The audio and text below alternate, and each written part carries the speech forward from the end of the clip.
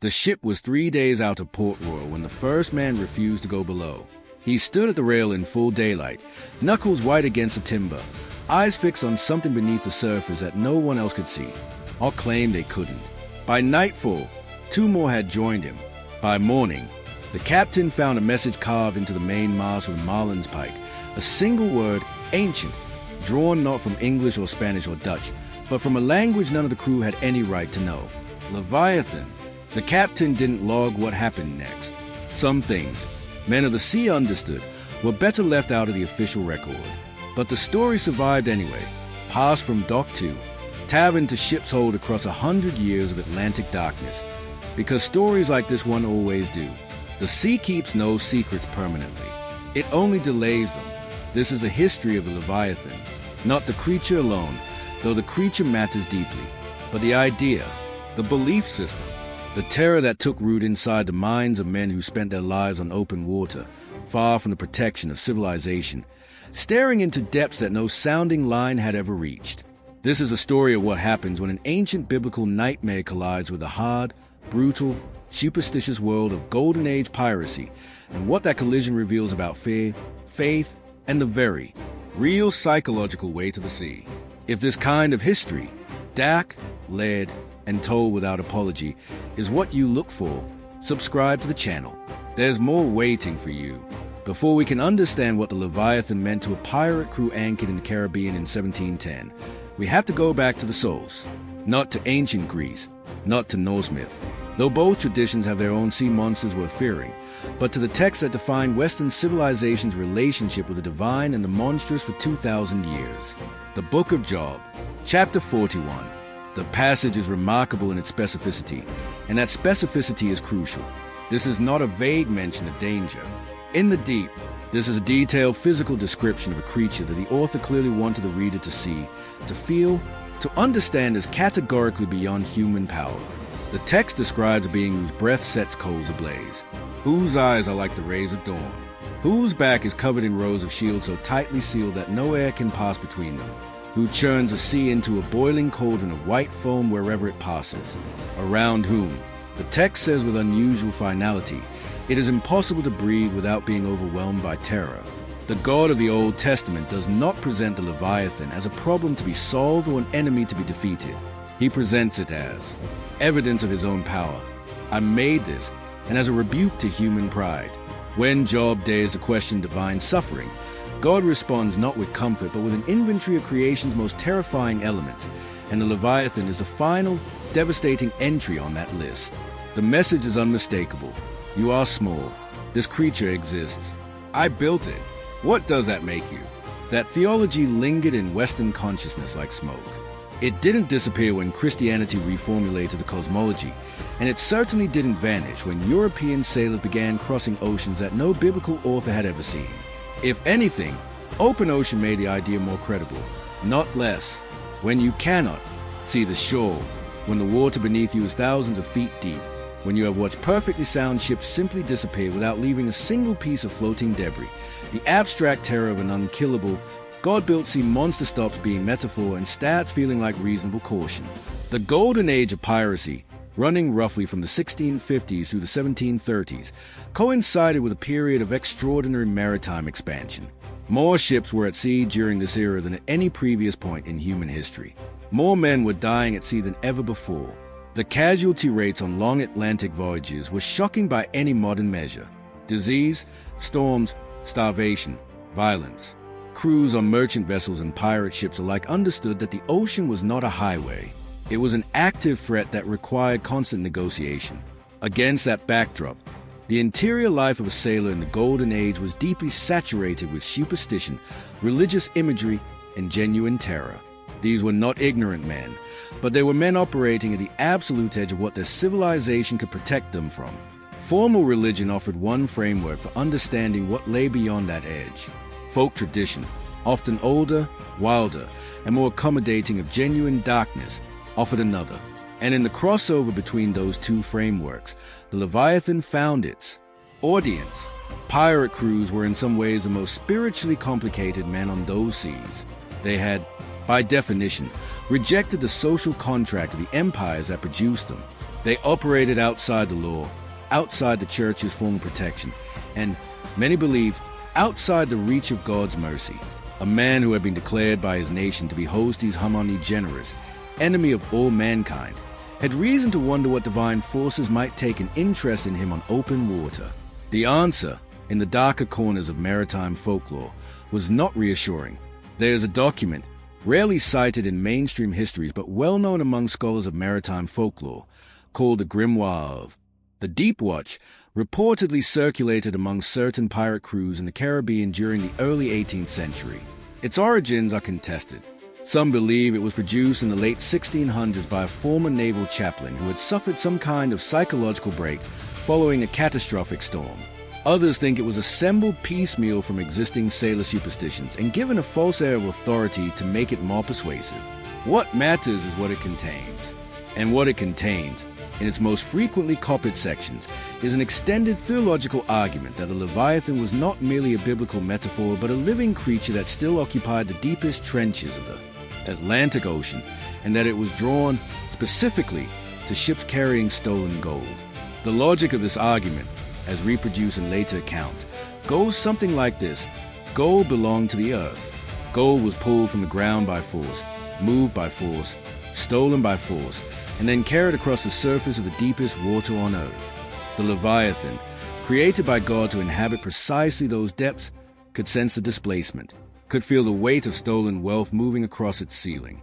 And in certain conditions, certain alignments of current, certain phases of the moon, certain hours of deep night, it rose toward the hull of the ship above it and considered what it had found. This is folklore, obviously, but it is sophisticated folklore because it maps directly onto the specific anxieties of the men it was designed to terrify. A pirate crew carrying stolen Spanish silver across the open Atlantic in the middle of a black night would find this story arriving in exactly the right psychological corridor. It didn't need to be literally true to be functionally devastating. And that, historians argue, is a key to understanding the Leviathan's role in pirate culture. The creature was not merely a ghost story told for entertainment. It was a cognitive framework for processing the otherwise unprocessable. Consider what these men actually experience on a regular basis. Ships vanished, not metaphorically, physically. A vessel would depart a port in good repair, with experienced crew, in favorable conditions, and simply never arrive. The wreckage, when it appeared at all, told no story. There were no survivors to explain what had happened. The void where an explanation should have existed was real, documented, and terrifying. The Leviathan was, in a sense, one of the few explanations large enough to fill that void. Strange encounters with ocean life, encounters that even today we cannot always fully explain, were common and often disturbing. Giant squid, now known to grow to extraordinary sizes, were regularly sighted and occasionally dragged, partially aboard ships, leaving sailors with direct physical evidence of creatures that seemed to belong to a different category of existence entirely. Bioluminescent patches of water, vast, glowing expanses visible on dark nights for miles around, had no rational explanation available to an 18th century sailor. The sea frequently behaved, in short, like something that was alive in ways that exceeded comfortable understanding. The Leviathan gave shape to that discomfort. It gave it a name, a biblical pedigree, and, crucially, a set of behaviors that could be anticipated and, in theory, avoided.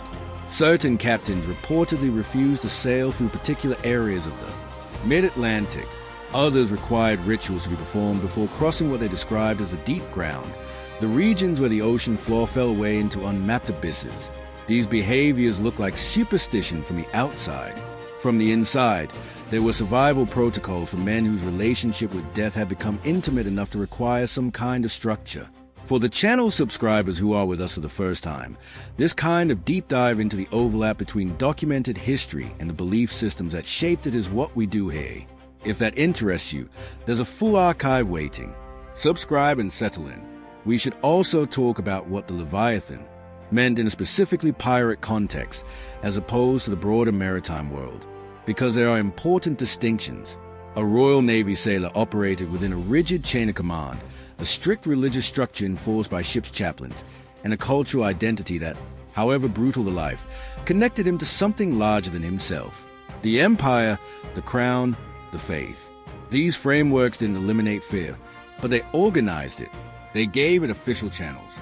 A pirate crew had largely burned those channels. They had, often violently, severed their connection to the institutional structures that provided psychological scaffolding for other sailors. What replaced those structures was highly variable. Some crews developed intense internal loyalties, quasi-democratic governance systems, and codes of conduct that were, in their own way, as rigidly enforced as naval regulations. Others descended into chaos barely held together by the authority of a single forceful captain. In both cases, the question of what to do with fear, raw, oceanic, existential fear, had to be answered somehow. And for many crews, the Leviathan served as a communal object for that fear. It was something they could all be afraid of together, something that transcended individual grievance and personal terror, and became a shared mythological weight that paradoxically made the crew more cohesive. There is actual behavioral science behind this dynamic. Shared fear, when properly channeled, creates bonds. It creates ritual. It creates the need for collective action and collective meaning-making. A crew that mutually believed in the Leviathan had something to perform together. Protective rituals, avoidance behaviors, watches kept for specific signs of its approach, and that performance, regardless of its supernatural validity, kept the group functioning under conditions of extreme stress. Several documented accounts from the period describe captains deliberately encouraging Leviathan-related beliefs among their crews, not because the captain necessarily believed himself, but because the alternative, a crew fractured by individual panic, with no shared framework for the terror they all felt, was operationally worse. The monster was a management tool, a dark one, but effective. Now the question that every serious historian eventually has to confront: what were they actually seeing? The ocean in the 17th and 18th centuries contained, as it does now, genuinely extraordinary creatures. The giant squid, Architeuthis dux, is real, documented, and grows to lengths of 40 feet or more. In the conditions of an 18th century encounter, at night, in rough water, partially illuminated by the bioluminescence that often surrounded ships in certain latitudes, a giant squid attacking a smaller vessel or a man overboard could look like exactly what the sailors claimed it looked like: something vast, tentacled, rising from a depth incompatible with ordinary existence, and operating without any visible intention of stopping.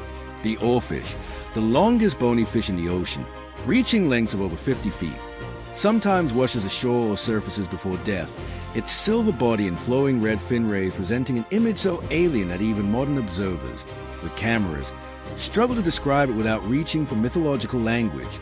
An 18th century sailor encountering a living oarfish at sea had no vocabulary adequate to the experience. The Leviathan vocabulary was right there, already loaded. Then there are the acoustic phenomena. The deep ocean produces sounds, low, grinding, architecturally vast sounds that carry extraordinary distances. These sounds were occasionally audible to sailors on calm nights in certain regions of the Atlantic and Pacific. They had no explanation. They didn't originate from anything visible. They seemed to come from below, from unimaginable depth, and they didn't sound like anything biological or mechanical that the sailors knew. Some of these sounds, we now understand, are produced by tectonic activity on the ocean floor or by the movement of massive water masses against underwater mountain ranges. In 1710, there was no framework for that explanation. There was only the sound, and the dark, and the question of what was down there making it. What made the Leviathan legend specifically durable among pirate crews, more durable than among merchant sailors or naval men, was the element of moral weight that the biblical text carried. In Job 41, the Leviathan is not presented as an indiscriminate predator. It is presented as an instrument of divine power, created and directed by God, who is making a specific theological point about human limitation. That distinction mattered. A merchant sailor who feared sea creatures feared them as natural hazards. Dangerous, but morally neutral, like a storm or a reef. A pirate, whose relationship with divine judgment was already complicated by the life choices that had brought him to open water with stolen cargo and a price on his head, feared the Leviathan differently, because the Leviathan, in the biblical framing, was not random.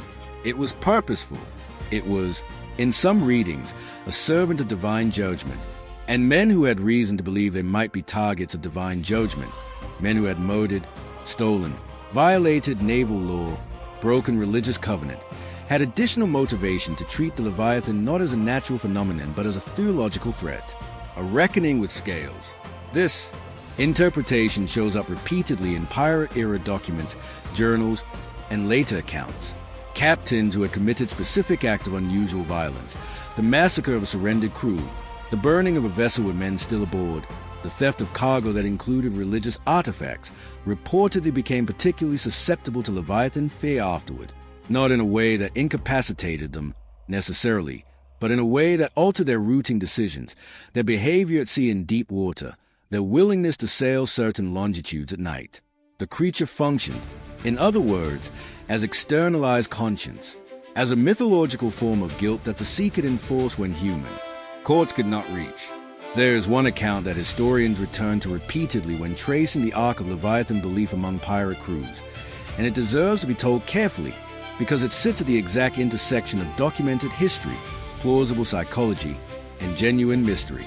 The Quidar Merchant, a vessel taken by the infamous Captain Kidd in 1698, was eventually run aground and abandoned off the coast of Hispaniola. Kidd himself was captured, tried, and hanged in 1701, but his crew dispersed. Some were captured and executed. Others disappeared into the colonial port cities of the Caribbean. A small number, accounts suggest, made it back to sea. Among those who returned to sea, at least 2 are documented to have refused, afterward, to sail south of a specific latitude, a line that corresponded roughly to the deepest section of the Puerto Rico Trench, then unmapped but intuitively understood by experienced sailors to be a place of unusual depth. When asked why, both men reportedly gave the same answer, in different words, that something had come close to Kidd's ship in the deep water south of Hispaniola in the months before his capture. Something that registered on the hull. Something that moved alongside them in the dark without surfacing. Something that the watch saw in the water, not clearly, not in enough detail to describe the shape, but large enough that the description they used, the only description available to them, was Leviathan. Was there something there? Almost certainly. Some real encounter drove the account. An encounter with a whale, perhaps, or with one of the deep water sharks that patrol those latitudes, or with some bioluminescent mass of the darkness and the altitude of their fear transformed into something unmeasurable. The specifics are irretrievable. What we have is the shape of the fear itself, preserved in 2 independent testimonies, pointing to the same dark water south of the same island, naming the same ancient creature. That convergence is historically interesting regardless of what actually moved through that water, because it tells us that by the early 18th century, the Leviathan was not a casual metaphor or a sailor's tall tale. It was a specific, geographically located, behaviorally consistent belief system that was shaping the decisions of real men in real ships in real ocean. The legacy of the Leviathan myth in maritime culture extends well beyond the golden age of piracy, and in some ways it never fully ended. Herman Melville, writing in 1851, placed a white whale, the creature that Ahab pursues to mutual destruction in Moby Dick, in explicit conversation with the Leviathan tradition. Melville knew his biblical text. He also knew his maritime history, having served aboard whaling ships himself. The whale in his novel is not simply an animal. It is, by deliberate authorial design, an echo of the creature in Job 41, something that exists at the boundary between natural phenomenon and theological statement, something that resists human categories, something whose pursuit leads not to triumph but to annihilation. The book was not immediately successful, but it endured, and it endured precisely because the fear it reached for was genuine. Melville understood that the Leviathan tradition was not merely folklore. It was a technology for confronting a particular kind of terror, the terror of a universe that contains things larger, older, and more indifferent than human civilization, and that shows no sign of being impressed by human achievement. That is a fear that Job was being asked to sit with in chapter 41. That is a fear that a pirate crew carried in their chests when the water went dark and the depth beneath the hull became unimaginable. That is a fear that Melville alchemized into literature.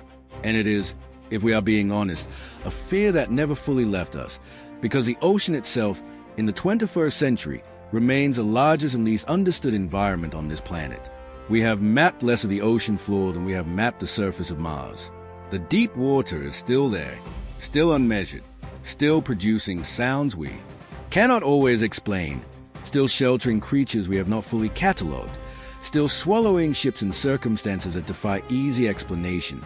The Leviathan, as idea, as fear, as a specific terror that the biblical text named and the sea confirmed, was never really about a single creature. It was about the acknowledgement that the world extends well beyond the reach of human control, and that the part of it that lies beneath dark water deserves a certain kind of respect. The kind of respect that keeps you watching the surface carefully. The kind that makes you hesitate before dismissing what the man at the rail saw in the deep. The kind that makes you understand why experience. Sailors, men who had survived storms and battles and starvation and mutiny, could still be stopped cold by a sound rising from beneath the hull in the middle of the night. They didn't know what was down there. Neither do we, entirely. The difference is that we have instruments that give us the comfortable illusion of knowledge. They had only the sound, and the dark, and the text. Who can open the doors of his face? His teeth are terrible all around. Out of his mouth go burning lights. Sparks of fire shoot out. The deep boils like a pot. He makes the sea like a pot of ointment. He makes a path shine after him. One would think the deep had white hair. On earth there is nothing like him. Those words were written thousands of years before the first European ship crossed the Atlantic. They were still being whispered on pirate vessels in the Caribbean 2,000 years after that. They still carry weight today, in ways that are difficult to explain without acknowledging what they were always pointing at. There are things in the water. There always were. And some portion of what terrified those crews was not superstition at all. It was wisdom. If this story reached something in you, that older kind of fear, the one that lives at the edge of what can be explained, the archive here goes deep. Subscribe and follow the channel wherever this kind of history takes you next. The sea has more to say.